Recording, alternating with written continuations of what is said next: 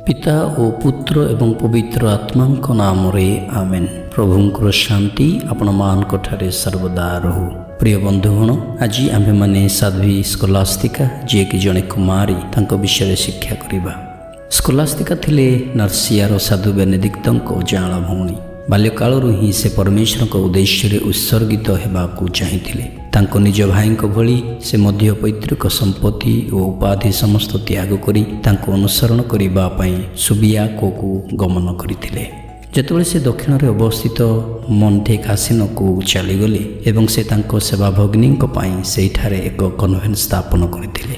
उक्त सेवा भगिनी माने बेनेडिक्ट धर्मसंघर नियम अनुसार जीवन बिताइबा अभिलाष पोषण करथिले। प्रत्येक वर्ष तपस्या काल पूर्वर केवल वर्षकु थरे भाई और भौणी आध्यात्मिक विषय उपर कथबार्ता करने से मठरे साक्षात करुथिले। सेमानंकर साक्षात विषय महासाधु ग्रेगरी से शताब्दीर अंतिम आड़क लिखिथिले, जहाँ सही द्वय भाई और भौणींकर शेष साक्षात थिला।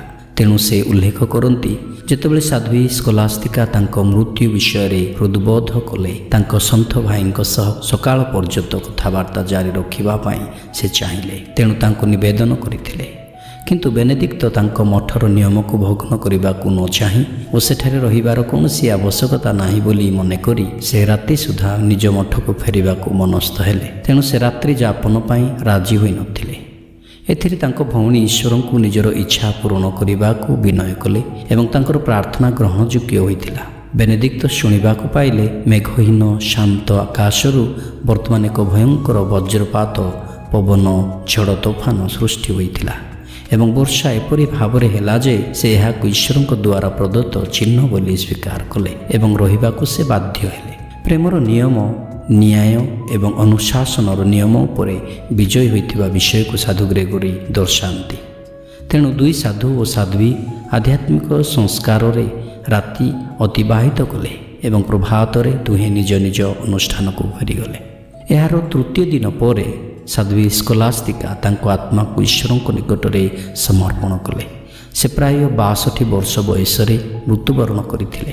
तांको मृतदेह को तांको निज भाई ही कबर देइथिले, जहाँकि कहुए से मॉन्टे कासिनो मठरे निज पाई ताहा प्रस्तुत करथिले।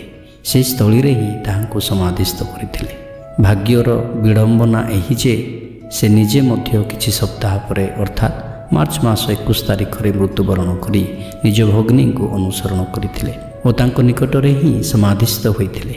एहीपरि भावरे जाला भाई और भौणी पुनर्मिलित होइथिले।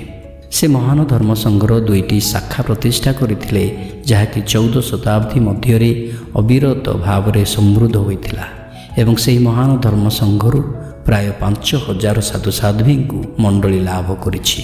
साध्वी स्कोलास्तिका को झड़ बात्यारे स्मरण करा जाए।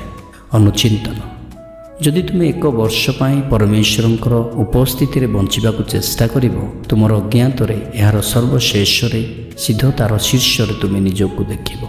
अविलार साध्वी तेरेसा कहते। धन्यवाद।